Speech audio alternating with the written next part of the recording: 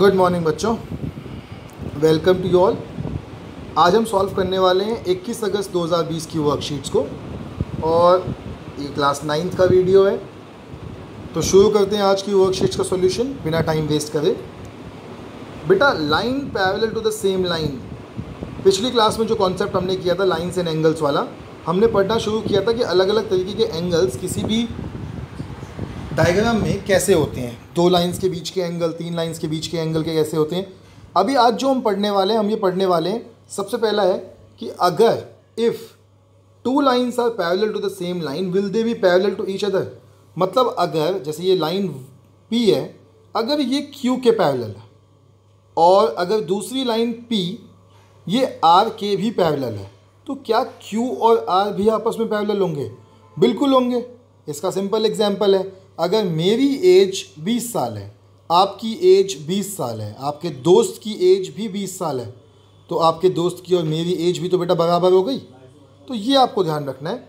अब उन्होंने इसमें बताया है in figure 1 suppose P Q and R are 3 lines in which P Q, इन्होंने समझाया let us draw a line T transfers for line P Q are.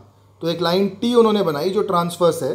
अब वो क्या कहता है इसमें कि angle 1 is equals to angle 2, angle 1 is equals to angle 3, angle 1 angle 2 के बराबर होगा, एंगल 2 एंगल 3 के बराबर होगा। इस हिसाब से एंगल 1 एंगल 3 के बराबर होगा। तो ये उन्होंने इसको कंपेयर करके, एंगल्स को कंपेयर करके कह दिया कि क्योंकि ये तीनों एंगल्स बराबर हैं इसलिए तीनों लाइन्स भी पैरेलल हैं। इसको उन्होंने नाम दिया converse of corresponding angles axiom. तो अगला जो क्वेश्चन उन्होंने सॉल्व किया उन्होंने बोला in figure 2 if P Q is parallel to R S. तो ये पी क्यू जो है ये आर एस के पैरेलल है and angle Q X M is equals to 135। जो ये एंगल क्यू एक्स एम, जो ये वाला एंगल है 135 है और एंगल एम वाई आर ये वाला एंगल 40 डिग्री है। वो कहते हैं find angle X M Y की वैल्यू निकालनी है, मतलब इसकी वैल्यू निकालनी है। इसकी वैल्यू निकालने के लिए बेटा आप क्या करोगे, बेस्ट तरीका है कि आप बीचों बीच एक लाइन खींचो और लाइन खींचने के बाद जो ट्रिक मैं समझा रहा हूँ उस ट्रिक को अपनाओ। बेटा याद रखना, ज्योमेट्री को सॉल्व करने के ना बहुत तरीके होते हैं। वही एंगल वर्टिकली ऑपोजिट एंगल से भी सॉल्व हो सकता है, उसी को हम लीनियर पेयर से भी सॉल्व कर सकते हैं। अब जैसे यहाँ पे अगर मैं देखूँ तो मैं तो एक सीधी लाइन बीच में खींची, या ऊपर वाले डायग्राम में खींचते हैं हम, यहाँ पे बीचों बीच एक सीधी लाइन खींची। अब मैं कहता हूँ कि अगर ये एंगल 40 है तो मेरा ये ऊपर वाला एंगल भी 40 होगा, तो ये एंगल सीधे सीधे 40 डिग्री का आ गया। फिर मैंने कहा कि अगर ये एंगल 135 है तो ये वाला एंगल जो इसका ऑल्टरनेट है वो भी 135 होगा।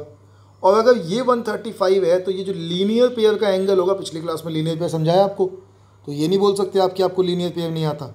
अगर ये लीनियर पेयर है तो ये कितने डिग्री का हो जाएगा, ये इसके हिसाब से ये हो गया 45 डिग्री। और टोटल एंगल मुझे ये निकालना था, एक हो गया था 45, दूसरा हो गया 40, दोनों को ऐड करूंगा तो आंसर कितना हो जाएगा 85। तो बेटा ये तो मेरा शॉर्टकट वाला तरीका है। इन्होंने जो तरीके से सॉल्व किया, इन्होंने क्या सॉल्व किया, इन्होंने कहा कि ये लाइन है। उन्होंने कहा ये वाला एंगल अगर 135 है तो ये जो नीचे वाला एंगल है 135 और नीचे वाले एंगल का सम होना चाहिए 180। और ऐसा इन्होंने इसलिए कहा क्योंकि sum of interior angles on the same side of transversal X M is 180। ये क्या कहता है, ये तरीका ये होता है कि अगर एक लाइन है और उसको एक लाइन काट रही है तो ये जो अंदर के दोनों एंगल्स होते हैं इनका सम 180 होता है। उसके हिसाब से अगर देखा जाए तो भी इसकी वैल्यू 45 और नीचे तो देखो आपका z बन ही रहा है, उन्होंने भी उसको अल्टरनेट एंगल्स के थ्रू ही सॉल्व किया है और इसका आंसर निकाला है 40। तो 45 40, तब भी इनका आंसर भी कितना आया 80 डिग्री। तो आप दोनों मेथड्स आपके लिए सही हैं। आपको जो मेथड अच्छा लगे, जो मेथड आपको पसंद आए और जो मेथड समझ आए उससे आप सॉल्व कीजिए। आगे देखते हैं, ट्राई योरसेल्फ करके उन्होंने एक्सरसाइज के क्वेश्चंस दिए हैं।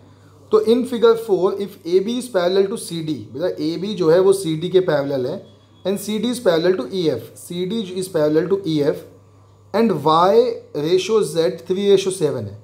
तो ये वाई और जेड का जो रेशो उन्होंने दे रखा है वो 3:7 दे रखा है। डायग्राम थोड़ा छोटा है, मैंने जो डायग्राम बनाया वो थोड़ा बड़ा है तो समझ में भी सही से आएगा। देखिए वो कहता है, मैंने कहा जी A B parallel C D, जो पिंक कलर से लिख रखा है बेटा ये ऑलरेडी उन्होंने हमको गिवन था क्वेश्चन में। मैंने कहा रेशो को सबसे पहले ए ले लो। अगर रेशो को a ले लिया तो y जो कि 3 था रेशो में वो 3a हो गया, और z जो कि 7 था रेशो में वो 7a हो गया। अब ध्यान से देखिए, ये बनता है एक बड़ा z। तो अगर ये x है और ये z है, आप में से कुछ लोग सोचेंगे सर बार बार z बनता है, z बनता है, z बनता है, क्यों बोल रहे हैं? क्योंकि बेटा जब z बनता है ना, तो z के अंदर वाले एंगल को हम इक्वल कहते हैं, क्योंकि ये ऑल्टरनेट एंगल है। और यहाँ देखो, यहाँ भी एक z बन रहा है, तो y और z जो है वो आपस में बराबर है। यही मैंने यहाँ पे लिखा कि y बराबर z ऑल्टरनेट एंगल्स। तो z की वैल्यू तो 7a निकाली थी, तो x की भी क्या हो गई 7a। सॉरी, ये x बराबर z था, तो x की वैल्यू 7a। अब ध्यान से देखिए, x और y अभी आपने एग्जाम्पल में देखा है कि इन दोनों का सम तो 180 होगा। तो x प्लस वाई बराबर 180। x की वैल्यू कितनी है 7a और y की वैल्यू कितनी है 3a। तो 7a plus 3a equal to 180। 7 3 कितना होता है 10a इक्वल टू 180। तो a कितना हो गया 180 अपॉन 10 यानी 18। अब देखिए y की वैल्यू थी 3a, तो 3a और a की वैल्यू अभी भी 18 निकाली है, तो y हो गया मेरा 54। z है 7a, तो 7 इंटू 18 126, और x था मेरा 7a, वो भी हो गया 126। दूसरा क्वेश्चन देखते हैं। दूसरे क्वेश्चन में भाई साहब हमें कहा जाए कि P Q S T parallel है। तो ये पी क्यू और ये एस टी लग नहीं रहे लेकिन पैरेलल हैं। एंगल पी क्यू आर 110, तो ये पी क्यू आर जो है 110 है। R S T 130, R S T 130। Find angle Q R S. आपसे कहते हैं कि क्यू आर एस निकालिए, निकाल लेते हैं क्यू आर एस। देखिए कैसे निकालेंगे। मैंने नीचे एक सीधी लाइन खींच दी, क्यों? क्योंकि पी क्यू के पैरेलल लाइन है एक्स वाई, तो ये एस टी के पैरेलल भी होगी। समझ में? अब ध्यान से देखिए मैं कैसे सॉल्व करूँगा। मैं आपको पहले ट्रिक समझा दूँ। मैंने कहा कि ये पी क्यू आर जो है और ये लाइन वाई जेड बन रहा है, ये 110 है तो ये भी 110 होगा। फिर मैंने दूसरा जेड बनाया इस तरफ, ये वाला, और मैंने कहा ये 130 है तो ये वाला भी 130 होगा। अब एक इस चीज़ में आपने ध्यान से देखा होगा कि जो ये वाला एंगल है बीच वाला, ये 2 बार काउंट हो गया। जब मैंने ये एंगल काउंट किया तब भी ये गिनती में आया, जब मैंने ये एंगल काउंट किया तब भी ये गिनती में आया। और ये पूरा एंगल कितने डिग्री का है 180 का। तो मैंने क्या किया कि पूरे इन दोनों एंगलों को ऐड करके इसको भी और इसको भी 180 इसमें से माइनस कर दिया। तो जो एक्स्ट्रा ऐड हुआ था, ये 2 बार बीच वाला एंगल जो 2 बार ऐड हुआ है, वो आपके पास सामने आ जाएगा। कैसे किया आपके सामने देखते हैं। मैंने कहा कि पी क्यू आर और क्यू आर वाई बराबर है। कौन सा वाला? पी क्यू आर और क्यू आर वाई बराबर है, क्योंकि ऑल्टरनेट एंगल्स हैं। ये वाला एंगल और ये वाला एंगल बराबर हैं क्योंकि ये ऑल्टरनेट एंगल्स हैं। तो इसके हिसाब से मेरा जो एंगल क्यू आर वाई था, इसकी वैल्यू 110 आ गई। फिर मैंने कहा कि एंगल आर एस टी ये और angle Q R angle S R x ये भी बराबर है, तो एस आर एक्स की 130 वैल्यू आ गई।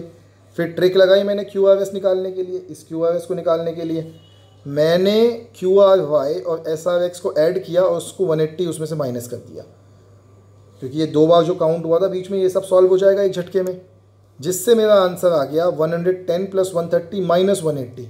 फाइनल आंसर आया 60 डिग्री। आपके सामने बच्चों आंसर है, कर लीजिए इस आंसर को नोट डाउन।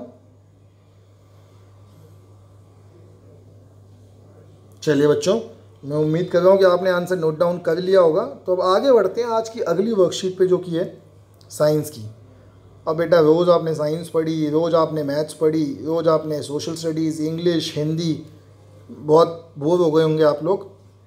नीचे वीडियो के डिस्क्रिप्शन में मैंने एक चैनल का लिंक डाला है जिसमें 2 बच्चे बहुत मस्ती करते हैं। तो एक बार जरा जाके उनकी मस्ती भी देखो कि वो 2 बच्चे लॉकडाउन का मज़ा किस तरीके से ले रहे हैं। और अगर इतने जो छोटे बच्चे लॉकडाउन का मज़ा ले सकते हैं तो बेटा आप भी तो ले सकते हो। तो चलो उसको भी चेक कर लेना। हम वापस आते हैं आज की दूसरी वर्कशीट पे, जो कि साइंस की है। आज हम पढ़ने वाले न्यूक्लियस और क्रोमोसोम्स के बारे में। जिज्ञासा has prepared a temporary mount of slide on an onion peel and cheek cell.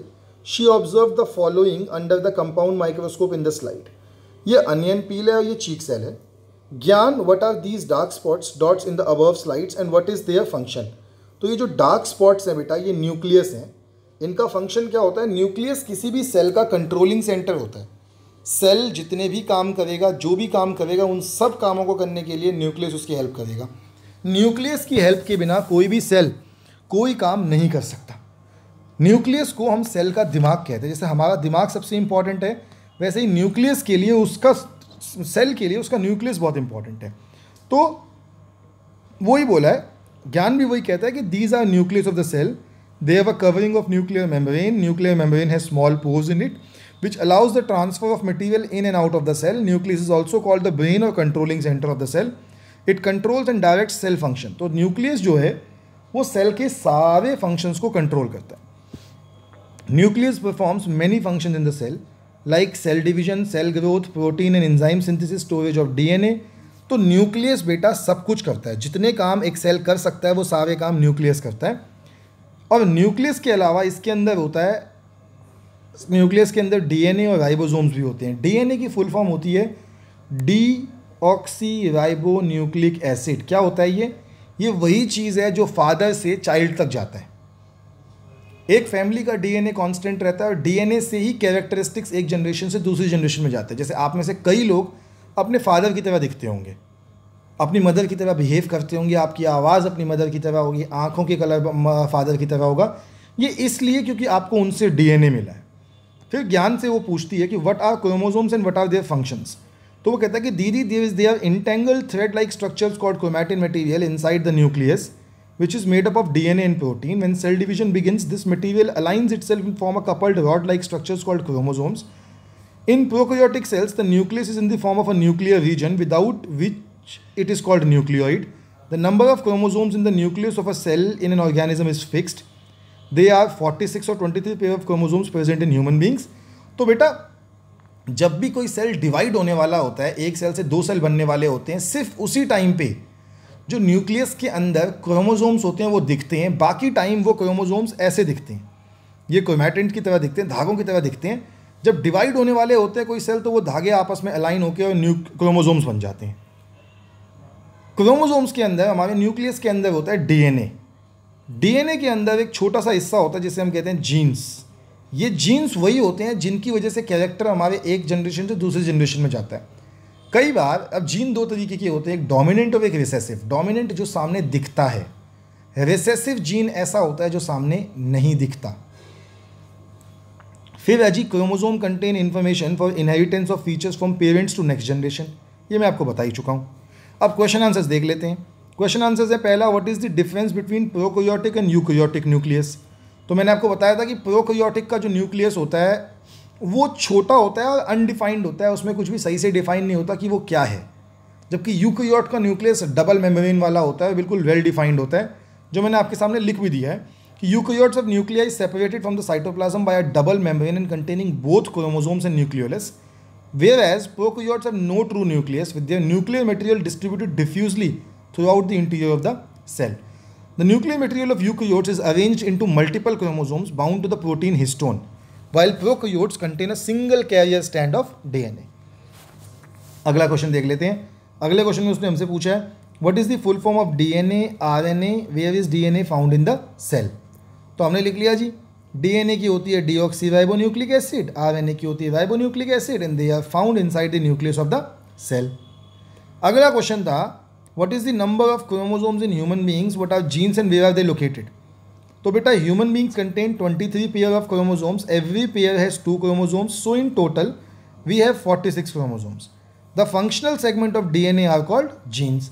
तो जीन्स फंक्शनल सेगमेंट को कहते हैं। लास्ट क्वेश्चन में आपको बता ही देता हूँ, उन्होंने पूछा कि न्यूक्लियस के फंक्शंस क्या है, तो मैंने 2 फंक्शंस लिखे that they control all the cellular activities and they control the cell growth and reproduction.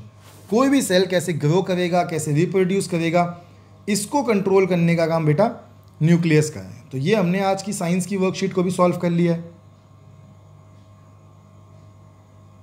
आगे बढ़ते हैं अगली वर्कशीट पे और देखते हैं कि क्या आपकी अगली वर्कशीट है।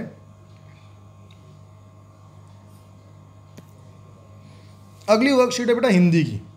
अब हिंदी की वर्कशीट में क्या है,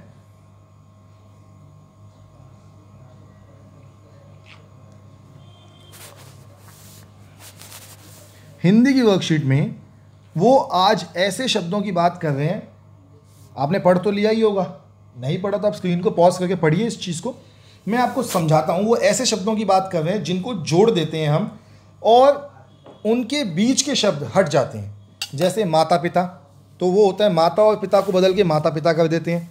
मतलब भाषा के ऐसे शब्द जिसके अंदर बीच के शब्द को हटा दिया जाता है, उनको योग करके नया शब्द बना दिया जाता है। माता पिता, जैसे राजा के पुत्र को कहते हैं राजपुत्र। विद्या आलय, विद्यालय का मतलब क्या होता है कि विद्या के लिए आलय ऐसी जगह जहाँ विद्या लेने के लिए जाना पड़े। आजन्म मतलब जन्म पर्यंत, ठीक है। तो ऐसे शब्द जैसे पीतांबर, पीला है अंबर जिसका, वो अर्थात श्री कृष्ण। तो ऐसे शब्दों को हम समास कहते हैं। समास के अलग अलग प्रकार हैं, उनको भी डिस्कस कर लेते हैं। सबसे पहला जो प्रकार होता है समास का वो होता है अव्ययी भाव। अव्ययी भाव में क्या होता है कि पहला पद प्रधान होता है और दूसरा पद उससे जुड़ा हुआ होता है। जैसे आजन्म, जन्म इसमें मुख्य है। यथा विधि, विधि मुख्य है। दूसरा जो होता है उसको हम कहते हैं तत्पुरुष समास। इस समास में दूसरा पद प्रधान होता है। जैसे विद्या के लिए आलय, विद्यालय, तो आलय यहाँ पे मुख्य है। तीसरा जो है वो है कर्मधार्य। कर्मधार्य में क्या होता है कि कर्मधार्य में इस समस्त पद समान रूप से प्रधान होता है और इसको अधिकतर हम उपमा के रूप में उपमेय अलंकार के रूप में भी इस्तेमाल करते हैं। मतलब किसी की तारीफ करने के लिए। जैसे नील कमल, जो नीला हो कमल, या चंद्रमुख, चंद्रमा के मुख समान वाला। अगला होता है बेटा द्विगु समाज। द्विगु समाज होता है जिसमें पहला पद संख्यावाचक होता है। जैसे पंचतंत्र, नवग्रह, दोपहर, चारपाई। फिर होता है द्वंद्व समास। द्वंद्व समाज में बीच बस ये होता है कि दोनों शब्दों के बीच में एक छोटा सा शब्द होता है, उसको हम हटा देते हैं। जैसे माता और पिता, समझ में, सीता और गीता, तो अधिकतर और या ऐसे शब्दों को हटा देते हैं तो वो द्वंद्व समास बन जाता है। और आखिरी होता है बहुव्रीहि समाज, जिसमें दोनों पदों में से कोई मुख्य नहीं होता, दोनों पदों का उपयोग करके किसी तीसरे व्यक्ति की तरफ इशारा करते हैं। जैसे दशानन, मतलब 10 हैं जिसके आनन, अर्थात वे, मतलब रावण। अब बेटा आगे प्रश्न देख लेते हैं। वो कह रहे हैं निम्न समस्त पदों का समास विग्रह करके समास का नाम लिखिए। और फिर उन्होंने बोला कि निम्नलिखित समास विग्रह का समस्त पद और समस्त नाम लिखिए। तो पहले वाले में उन्होंने हमें शब्द दे रखे हैं और समास पूछे हैं। दूसरे वाले में समास से जुड़े उन्होंने कुछ शब्द दे दिए और ये पूछा कि इसको समास लगाने के बाद शब्द क्या बनेगा और उसका मतलब भी लिखिए। तो दोनों ही सॉल्व मैंने आपके सामने कर दिए। माता पिता यानी कि माता और पिता, ये द्वंद्व समास है। आशुतोष, जो थोड़े में संतुष्ट हो जाए, अर्थात शिव, बहुव्रीहि हो गया। दाल रोटी, दाल और रोटी, द्वंद्व समास। राजपुत्र, राजा का पुत्र, तत्पुरुष समास। पंच तत्व, 5 तत्व का समाहार, द्विगु समास। लंबोदर, बेटा लंबोदर गणेश जी के लिए इस्तेमाल करते हैं। लंबा है उदर जिसका वह, अर्थात गणेश, बहुव्रीहि समास। भरपेट, पेट भरकर, अव्ययी भाव समास। दूसरे प्रश्न में उन्होंने हमें अब मतलब दे रखा है। तो 9 यात्रियों का समूह, 9 रात्रियों, यात्री नहीं रात्रि, 9 रात, नवरात्रि होते ना, तो नवरात्रि, द्विगु समास। शक्ति के अनुसार, यथाशक्ति, अव्ययी भाव समास। देश के लिए भक्ति, देशभक्ति, तत्पुरुष समास। 2 सुतों का समूह, 2 सुती, द्विगु समास। रथ को चलाने वाला, रथ चालक, तत्पुरुष समास। धन से हीन, धनहीन, ये भी तत्पुरुष समास। तो बच्चों हमने समास भी कंप्लीट कर लिया आज का। तो आज की पहली वर्कशीट गणित की थी, हमने वो कर ली। दूसरी वर्कशीट आपकी विज्ञान की, साइंस की थी, हमने वो भी कर ली। और तीसरी वर्कशीट जो थी वो थी आपकी हिंदी की, हमने उसको भी पूरा कर लिया। तो बेटा 3 वर्कशीट करने के बाद अब हम इस वीडियो को एंड करते हैं। बट ध्यान रखिए वीडियो में डिस्क्रिप्शन में एक लिंक दिया है और 2 प्यारे प्यारे बच्चे हैं छोटे छोटे, उनको ज़रूर देखिएगा, बहुत मज़ा आएगा। तो बच्चों कल फिर मिलेंगे आपसे, तब तक के लिए स्टे हेल्दी, स्टे सेफ।